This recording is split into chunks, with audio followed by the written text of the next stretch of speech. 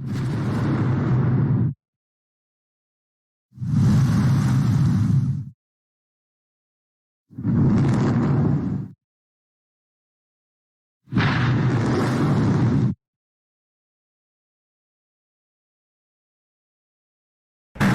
for tuning in. Welcome to The Mob. It is Live with The Mob with Daniel, Craig, and Joey.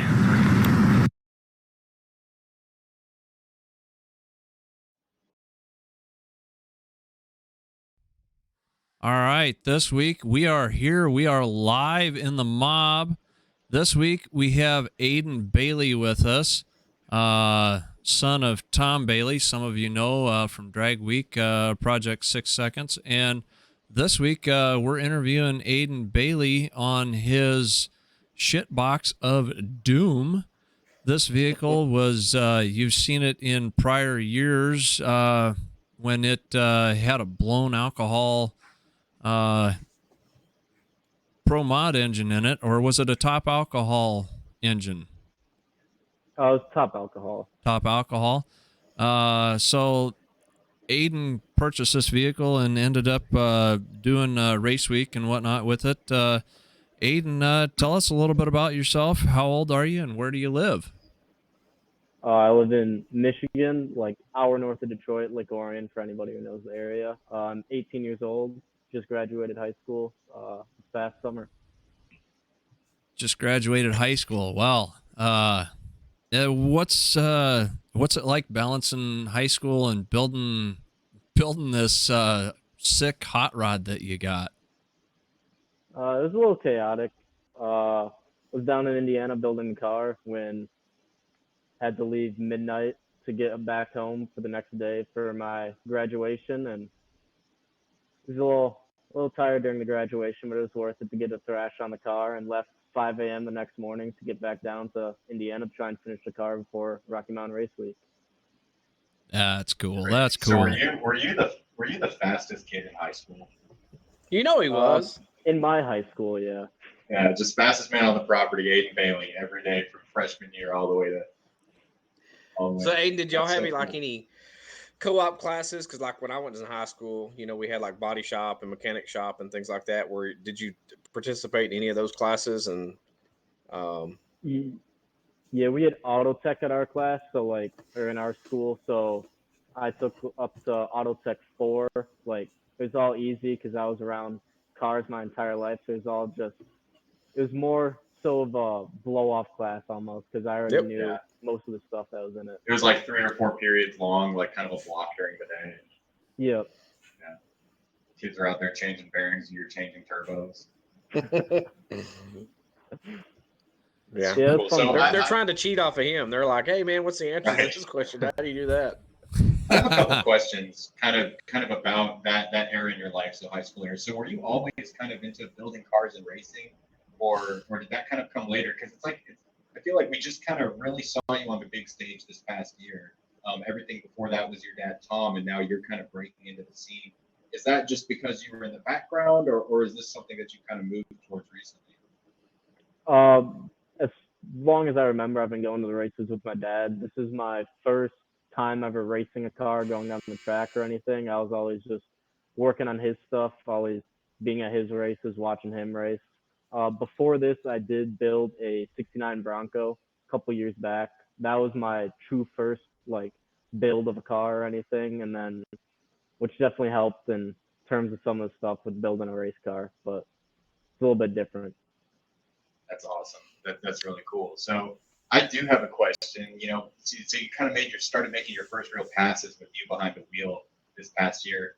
Was it hard, kind of getting into that position with the cars around you being the world's fastest street cars? Is it kind of a challenge to find something you can learn in and train in to get going as fast as you did this past year?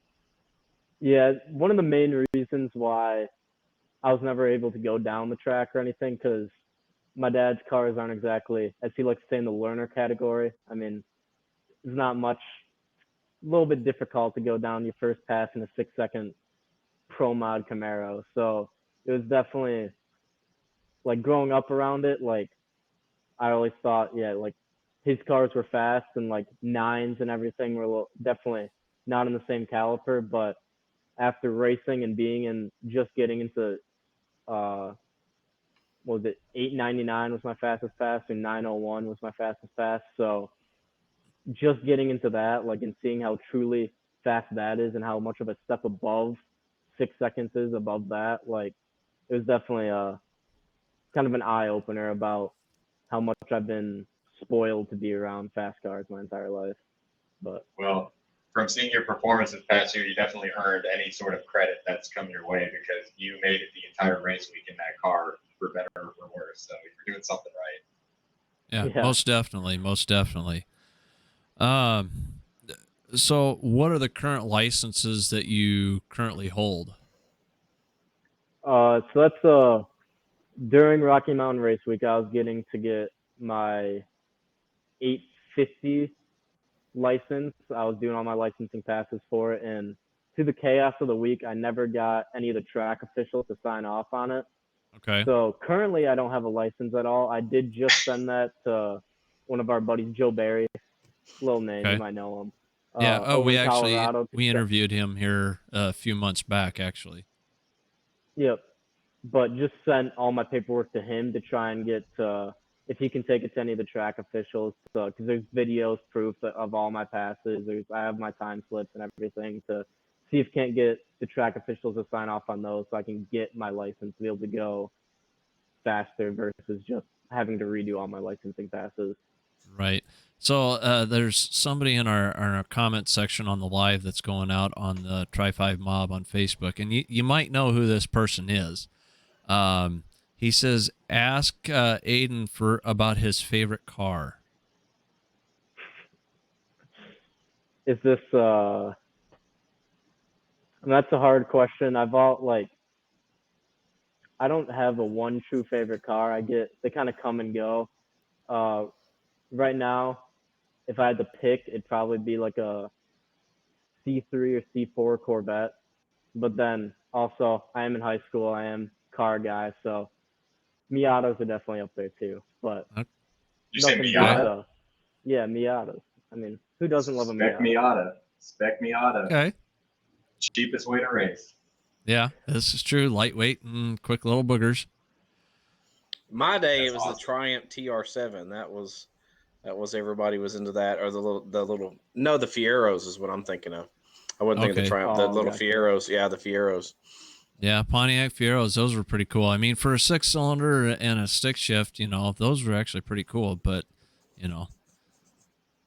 too short of a wheelbase for a race car. What was your first car, Aiden? My first car would be, it was a 2001 Audi TT that my dad just kind of had laying around that I got to drive for a little while. And then my first car that I actually purchased is still the same car I have now, which is just 2002 Dodge Durango. Gets me from A to B. I love it. Stay humble. That's awesome. Awesome. Go ahead. Speaking of cars, can we talk about that wagon that's behind you? I see it in the corner right there. Yeah, it's sitting back here. That thing's got some history, right? That is, you didn't just pull that into the shop. That car's been around the scene for a while. Can you tell us a little bit about it? What's the name? How it got the name? How you got it? So this is the Shitbox of Doom. Its name is just kind of like, it doesn't look like too much. It's got a little patina on it, but there's not too much backstory behind the name. I got it after it unfortunately did get in a crash from when Richie Crampton owned it. And then we actually purchased it before then because he was wanting to sell it. And like he had another project lined up. He was looking at getting another car and he wanted to sell it. And then there was a fight between Joe Barry and me and my dad getting it. And then at the end of the day, like, everybody just kind of wanted to stay in the hot rod family, like in the drag week family, the race week family, however you want to call it. And Joe ended up letting me and my dad get it. And unfortunately, it did get in a crash, but Richie and me were down in Indiana rebuilding it right before race week. Right. And so when it was crashed, because it was a complete running car when you had kind of dropped the gavel on it and said, yes, we'll buy this car. This is our car. But then when it came in, I think when we first started seeing it on 6 Seconds YouTube, it was kind of coming back from a wreck. What all needed to get done to it just to get it back into car form? The front end, so like the hood, the front driver's side fender, those all needed replaced. As far as like body wise, the cowlet needed replaced. And then there was minimal damage to the frame. There is like you can look inside the car and there's a chop and weld where the frame inside the car had to get replaced, and then up to the entire front of the car. But so there was a decent amount of work before like I even was involved in any of it that needed to get done. But so is it like a stock front frame in the front, as far as the it's all tube chassis, but the whole like the front fenders and everything just bolt on like with 2 bolts. I love it. All right. Like many of our tri-5s. Yep. Tell us a little bit about the power plant on that thing. I know you kind of are in the LS squad, running turbo LS, a tried and true combination. Has that engine always been in the car? It was in it for its entire life, except for 1 week when Richie Crampton and Johnny Lindbergh took it to drag week, and it had the top alcohol blown engine in it with the Linko. But other than that 1 week, it's always been the turbo LS. Gotcha. Well, what's your favorite thing about the car as it is right now, or what are you most proud of? It's hard to say. I mean, I love the car in all of its entirety. It's nice and like it is truly a street car that can race. It drives in the street, handles perfectly fine. Like I have no complaints about it, other than having no AC. It's a daily driver. Probably don't need that about now, right? It's pretty cool up yeah, there. right now it's a little chilly out. You don't need it, but Rocky Mountain Race Week is definitely hot. Oh, I bet. So is that your least favorite thing about it, is the lack of AC? Because I know we talked to Alex Taylor a couple months back, and her least favorite thing about her car was the lack of cup holders. And so yeah, we've got 4 cup holders in it, plenty of room for your drinks and phone, whatever else you need. But it's definitely with the no tunnel over the transmission and no AC, it definitely gets hot in there. Yeah, I got some of the idea, since my car is a stick shift, I still have transmission tunnel for the most part, but I have a hole for where the shifter comes through, and the shifter that I run really doesn't allow me to run a boot all the way down to the floor, so it gets plenty of heat coming up in there during summertime. It's plenty warm for sure. So so outside of, is there something you're currently working on the car, or, is there just something totally separate from that car? Is there something else that you're working on? Haven't worked on it much. Need to start working on it before racing next, but need to do, the fire system was kind of like tempting just to make it to the race. Need to kind of straighten that up, make it look a little prettier, put like it all complete together. I did a little bit of wiring on it a month ago because got it all temped together for race week, but didn't have fuses in it or anything. Like it wasn't too good, so had to go back. Bad fire system, no fuses. Yeah. I feel like you got to pick one or the other if you're gonna skimp on any of those. Yep.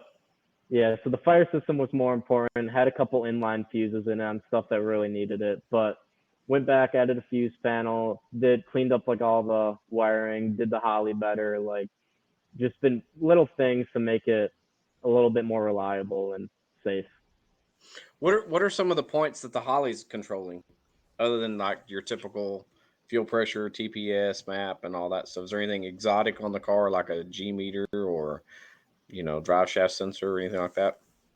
The car, it's got flex fuel on it, so it's got a flex fuel sensor that runs through the Holly, so you can run E85 or just normal pump gas in it. The Holly also runs the water pump, and it turns on the fans and but other than that, just your usual making the engine run. So you sound really well versed. Does it have boost control on it with CO2? Yeah, it does. Okay. You sound like you know what you're doing around the Holly ECU. You've been around that car wiring and everything. But my question: what's your favorite topic to work on? Like, do you like doing the wiring? Do you like doing the chassis building? You know, what do you prefer to do if you could do it all day on that car? The wiring is probably where I'm most comfortable with, and I enjoy doing wiring. Like, it's just nice to be able to like you can make the car run, like you can make everything like work, and just like little things that like you can do with it. I enjoy wiring, making it look clean, all that stuff. That's probably one of my favorite things to do on the car. My kind of man. All right, cool. So what's your least favorite thing to do working on the car? Least favorite? I don't know if I have a least favorite, but I guess least capable would be like a lot of the fab work. Like, I'm learning on how to do all of it, but still young, don't know how to do too much of like making all like I could never build a chassis. Like, I can weld, but MIG weld like amateur. But definitely that's the next area I want to improve on, is all the fabrication work. Okay. Yeah. Well, I will tell you this, building a set of headers, and I started learning by building, welding them together with gas welding with a torch. And then I started TIGging them once we got a TIG. Building a set of headers it's frustrating fitting everything together, but then once you start actually welding, it's actually really calming, sitting there either with the dull roar of the gas torch or, the TIG, the buzz of the TIG. It's comforting and calming. I don't know what it is about it. It's just sitting there, with that welding. It's a lot of fun. If you go to start building headers or whatnot, it's tons of fun. So, speaking of tools and resources and building the cars, I mean, you're in a shop that houses some of the fastest street cars in the world. So there's no shortage of parts or expertise or any of that. Like, what are some of the things, people or knowledge bases that you rely on to kind of get yourself trained up in building these fast cars? Big thing, like a big part of it for me was when building this car, Richie Crampton. Like, it was amazing seeing him work, like all the stuff he could like do, fabricate, like in such short amount of time. In our shop, we have like our fab guy, Bob Miller, that does a lot of our stuff in house. But like a big part of it, like with learning how to do a lot of it, like, and seeing what could be done in such short amount of time, and like all that, like hands down to Richie. Like, it was crazy seeing him work. But now, were you able to influence any of the decisions on this latest iteration of the car? Did you have any inputs or certain cues that you said, no, this is how I want to do it if I'm going to drive the car? No, for the most part, it was all like Richie. He built the car before. He knew how like it was. Like, the only thing influence that I really had on it would be like where this like fitting me to the car. So putting the steering wheel in the right spot, like pedals, seat back far enough, like all that. But beyond that, like, he was a professional. I let him work and do what he saw was best, and let him build the car how he knew it needed to be built. Yeah, well, it's not like this is stuff 18-year-olds are doing anyway. This is some hardcore stuff. So what is one of the neatest tools in the shop that you like working with?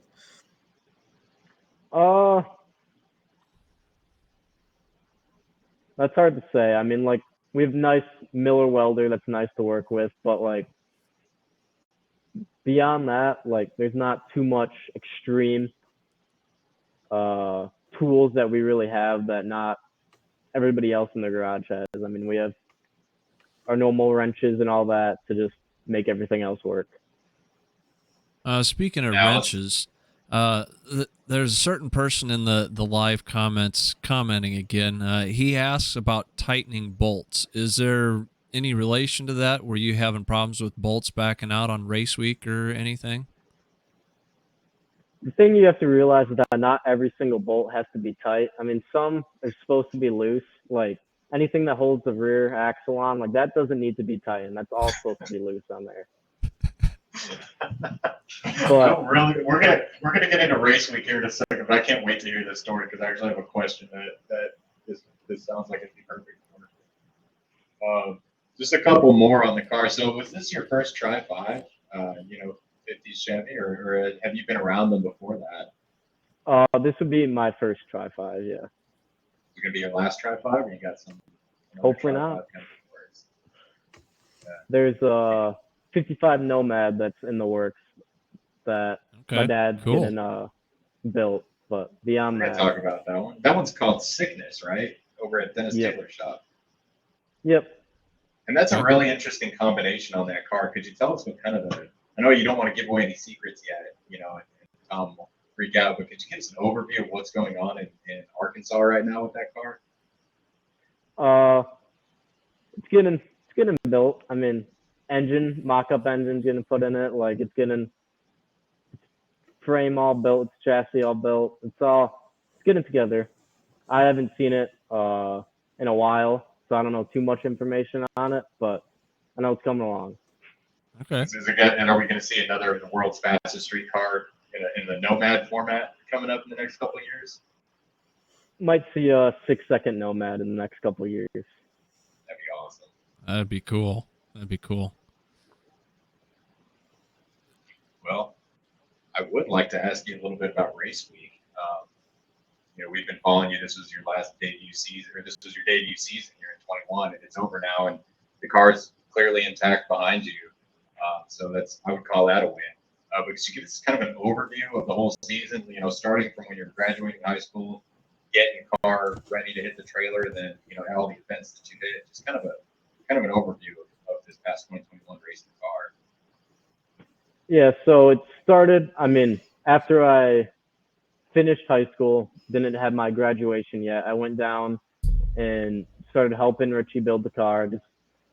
We weren't like, we thought we had plenty of time, like it'd be easy to make it. We were moving, we were doing stuff every day, but it wasn't like hardcore thrash. Couple weeks leading up to it, it definitely became more from staying up till midnight every night working on it to 3-4 a.m. every night, trying to get more and more stuff done.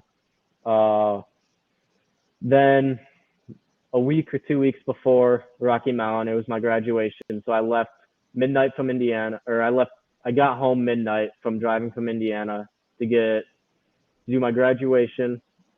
Did my graduation, left 5 a.m. the next morning, got back down. Richie had taken like all the stuff that we kind of had temporary on it to just get the engine running, to prove that it all would still run. He'd gotten all that stuff taken back apart and started working on the final assembly of it. And that's when, after getting back, that's when the thrash really started, because we only had a week to get it done and there was a month's worth of work. So right. It was definitely cramming it all in. Was able to get it done. We said that we needed to get it done by 7 p.m. Friday or something. That was our deadline. We ended up finishing it midnight Friday. Drove straight through the night all the way to get to Rocky Mountain. I slept that entire time because I'd been up for like 72 straight hours. My dad drove the entire time. Luckily, had him to be able to drive.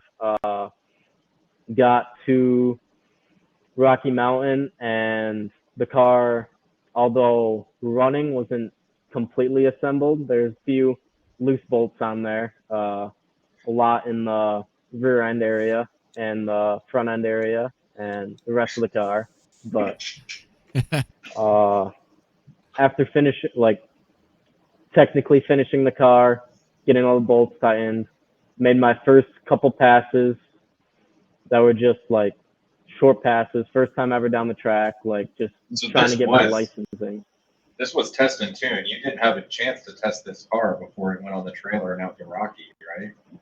Nope, this was the first day of Rocky Mountain Race Week that I was making my first passes ever in the car. Dialing this car in on day one of Rocky Mountain Race Week.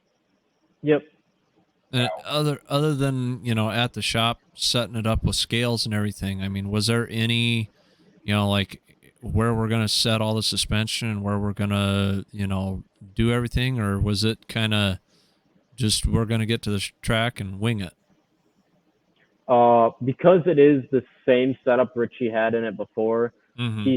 we still had the same setup that he had in it, like where to put everything. Like we just all we had to do was get me comfortable in the car because the car Right. was already like although it was just rebuilt, it was already like knew where to put the suspension and everything. Okay. Like so it wasn't completely clean build, it was just rebuild. But Okay. So day one, you're out there on the track, you're working on your licensing, starting to make some hits in the car.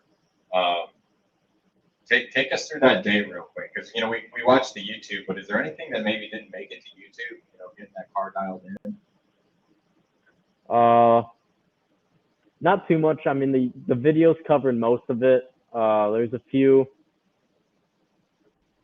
moments where like I don't remember if it was in the video, but the battery shut off when getting it like tested. It didn't work. It was shut so that the alternator was hardwired to the actual like Holly and everything. So had to fix that while trying to get teched in. But beyond that, like most of all the struggles or non-struggles were in the YouTube video. Nice, nice. And so, are there any kind of memorable moments, things that just kind of stuck with you from those first days? Someone mentioned something about loose bolts. Could you tell us a little bit what that's all about? So it was we had our like puke tank catch can, whatever you want to call it, for the oil from the engine. We knew we had to get lines for, but we hadn't gotten those yet. So we bought those from the Motion Racework trailer that was there. We put it on the portable car hoist to put those on, and that's when was looking at some other stuff. Joe and Joey were there, and that's when started finding some bolts that weren't all the way tight. Okay. Something with all of the rear ends, all those bolts, they were just finger tight, along with I think most of the stuff holding any of the front tires on beyond the lugs were mostly just finger tight, but that's all just sleep deprivation of not sleeping and Yeah. thinking you tightened the bolt and you never tightened it. But luckily got all that tightened and figured out before the first pass in the car was made. So this is all Sounds like before the something from first pass. Roadkill. So your first pass. Yeah, it was all right before the first pass, yeah. Better late than never. So it sounds like you got a few curveballs before you even made the first hit. But being your first season, could you kind of give us, in your eyes, what are some tips that you'd say haven't gotten all the way to race week? Some tips for someone who might be looking to do a race week. Things that you've learned that you kind of weren't expecting in the process.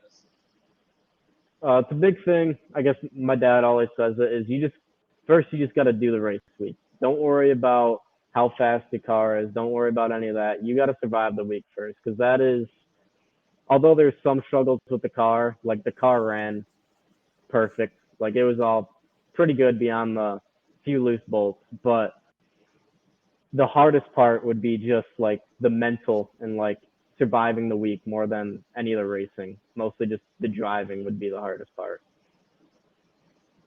Okay. I mean, yeah, I suppose you can psych yourself out pretty bad if you worry and fret about everything. Yeah, it was definitely like just got the car built, didn't know, like never been down the track, like never done a race week. Like it was a lot of firsts that, although I've been around like racing cars my entire life, I never had. So like it was a lot of just trying to figure it all out on my own. Everybody can tell you their own tips and secrets, but at the end of the day, you just got to do it yourself and figure out what helped you.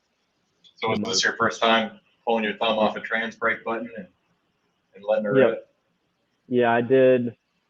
Before making a pass, I did it in like the parking lot of race week. But beyond that, it was my first time ever letting off the trans brake.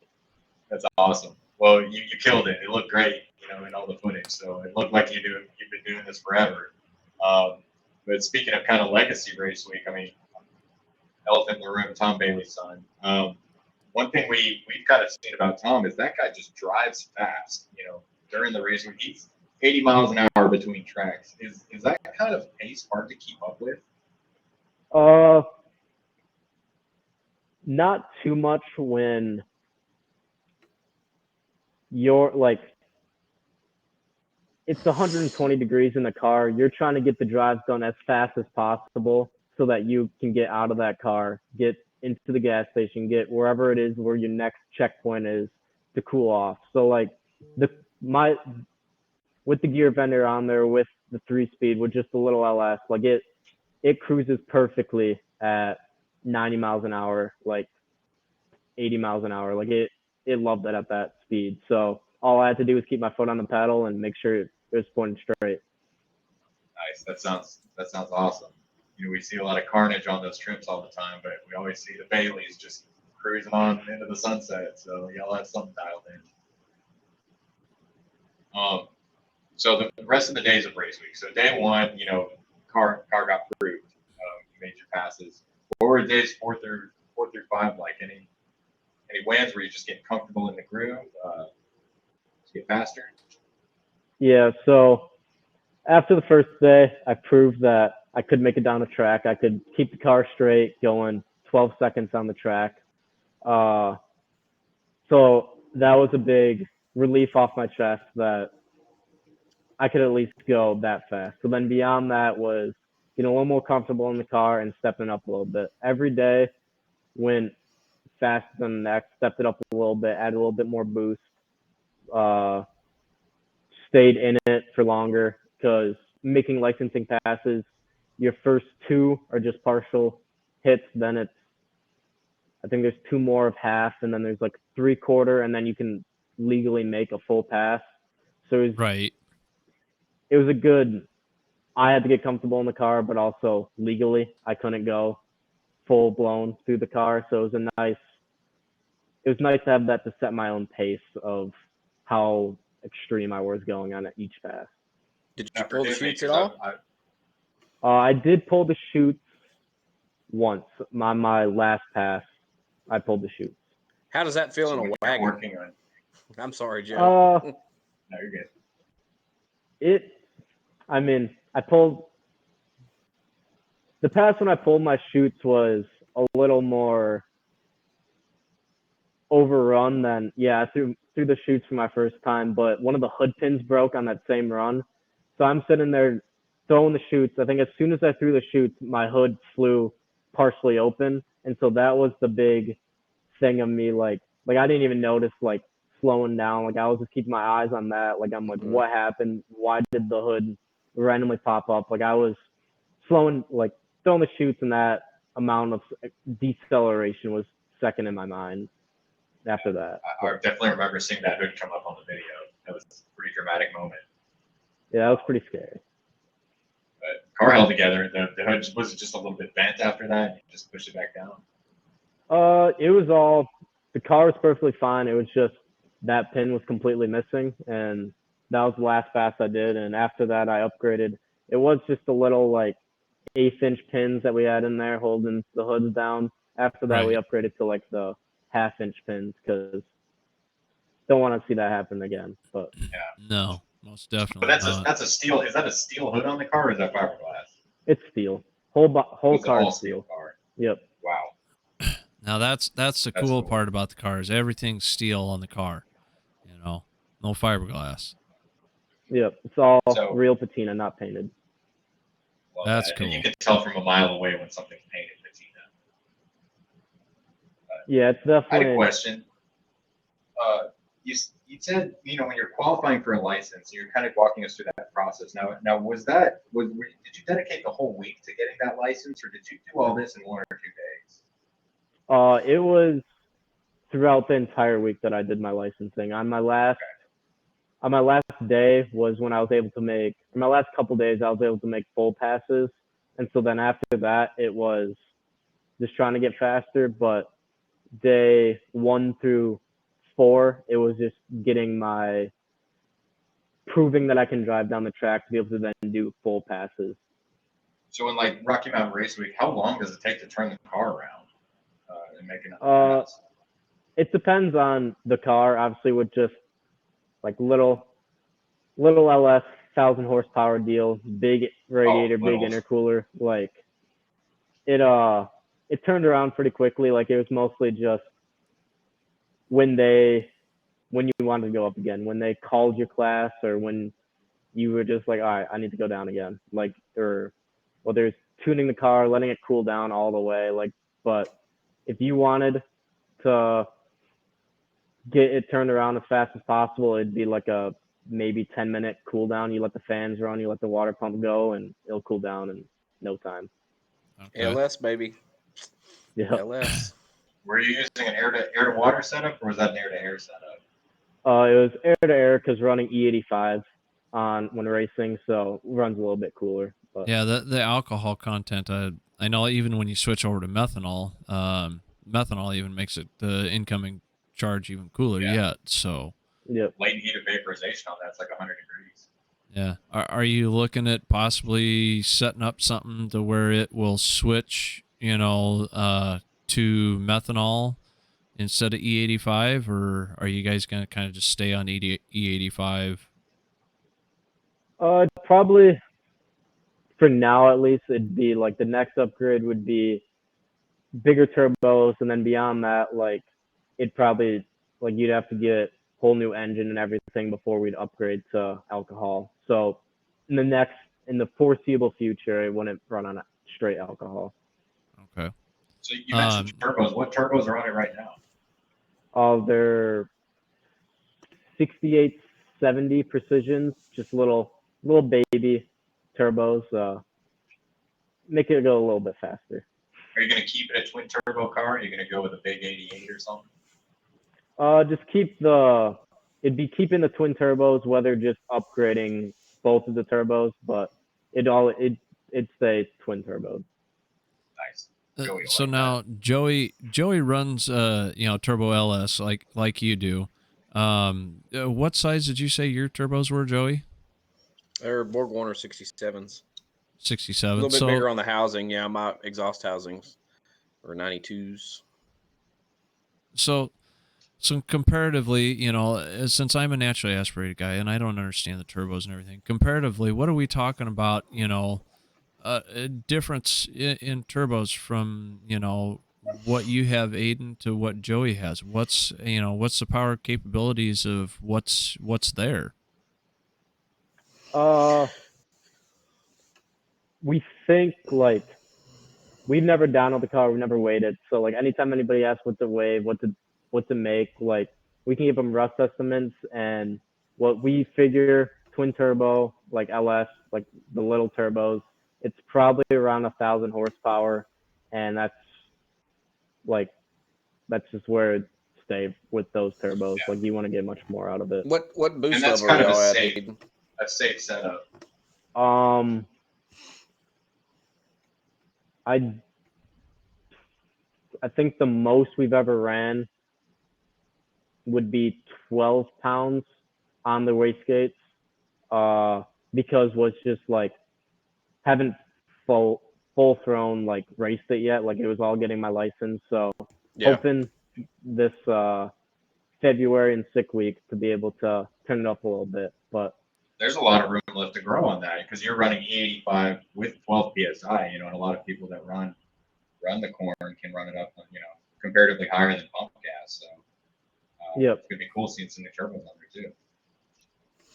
Yeah, just depending on really, what head gasket's in it, and if it's got 1/2-inch studs in it, that makes a big difference to how much boost. I mean, we've seen, I've got a 6-bolt head block, and my buddy runs a 4-bolt head block, but it's 1/2-inch studs, and we can do 35 pounds on that. With that on an E85 setup, mine's a little different. I'm running E90, but it's just a little bit more richer than that, just a little bit more higher octane. That's about it. Yep. But yeah, he's got plenty of room to grow with that. But think about that, guys, making 1,000 horsepower on 12 pounds of boost. That's not a lot at all. You got a lot of room to grow with that. That's pretty cool. Horsepower NA engine. So you said you're running the gear benders in there. Could you tell us a little bit about that and kind of why drag week guys like to use those? What those are exactly? So all it is extra overdrive on the back of the transmission. So it bolts right back onto the back of the transmission. It just gets you the extra. When you're racing, like you always just have your 3-speed, like this is turbo 400. So it cruising on the highway, you want to keep the RPMs lower and the engine temperature down and everything. And so the gear bender just lets you go at faster speeds with the same RPMs, just extra overdrive on the back of it.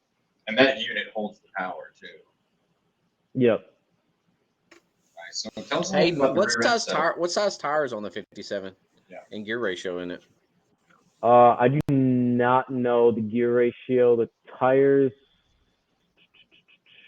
are 15. It's 15 rim. I don't know the tire size. We switched that a couple times. Don't remember Okay. what the tire size. Yeah, I didn't know if on a- like the is it on class a that you radial? run, if it had to be a 28 or 29 or 30 or what it had to be. I do 8th mile. That's my car set up for 8th mile. So we do a Texas True Street, which is a 28-inch tall tire, 275. And that's the most you can use in that class. So I was curious on that. Like me and Joe have talked about, I would love to do a drag week. That's kind of my goal, to do that, or Rocky Mountain, or both at some point, for sure. But I didn't know if there was a tire size, or what limits to that.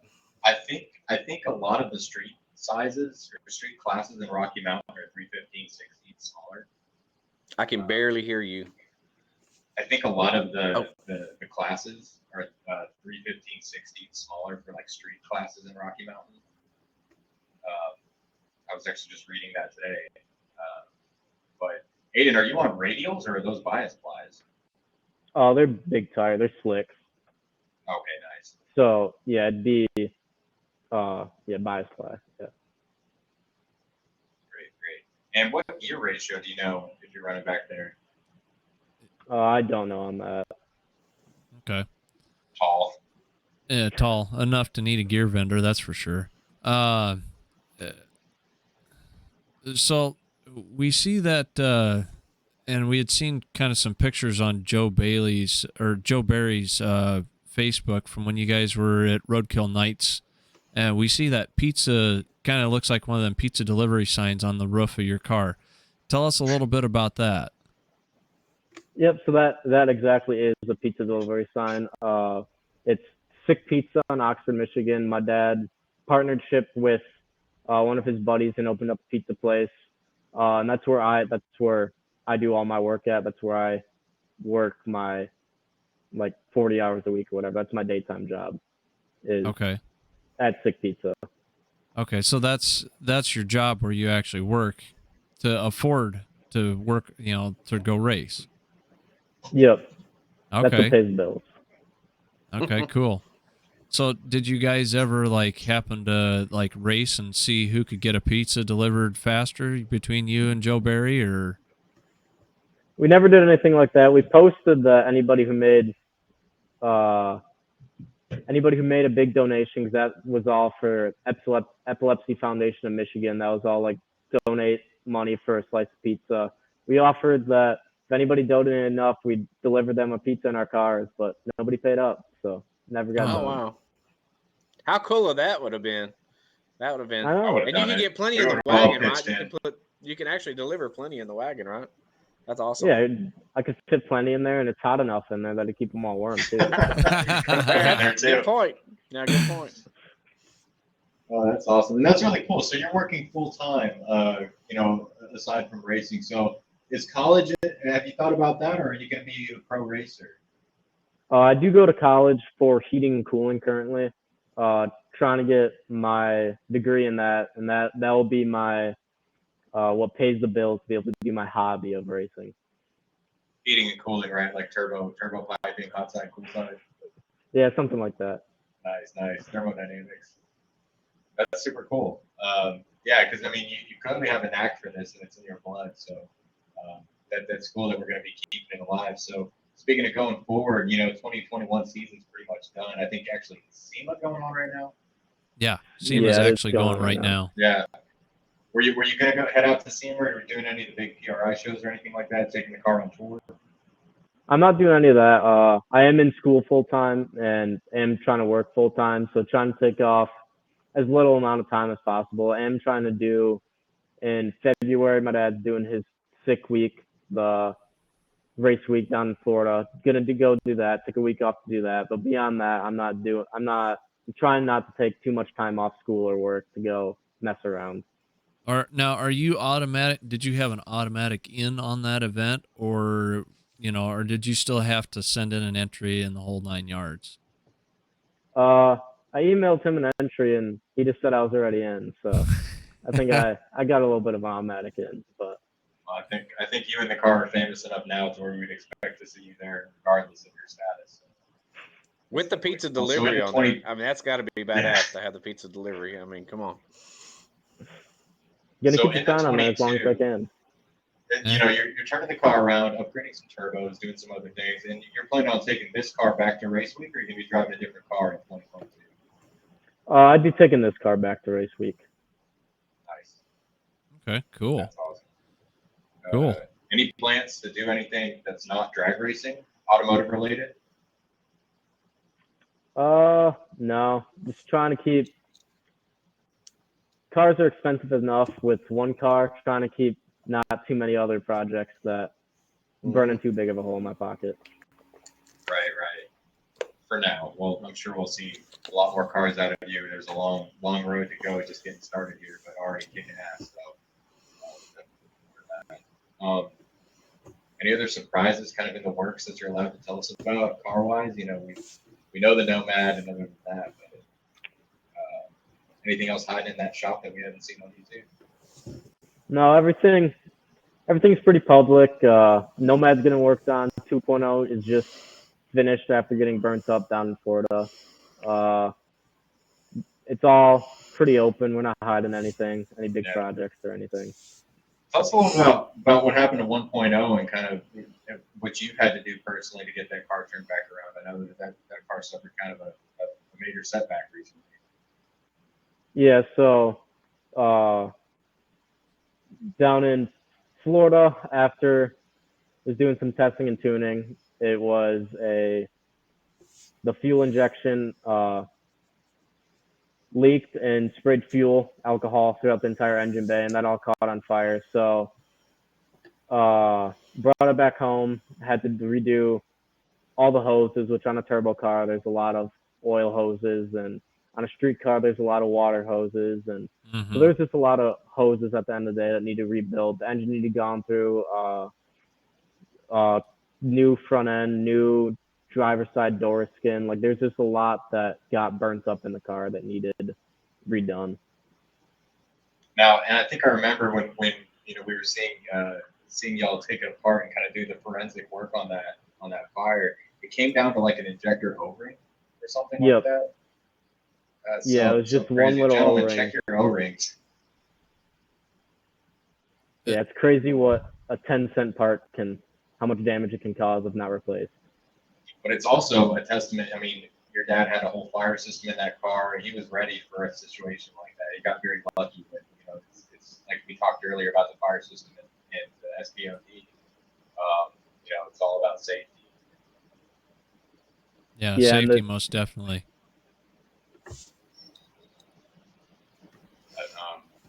Now, how are we doing on time? We're good. We got a few minutes yet. And I'm not trying to overlay to your dad, but I've got a picture here with it's your car and your dad's 6 seconds in the background. What does your dad, when you tell people about your dad and whatnot, what influence in your life, has he had? Your influence in racing, influences, how you've, made decisions on what you're doing and whatnot. What kind of an influence has your dad had in your life?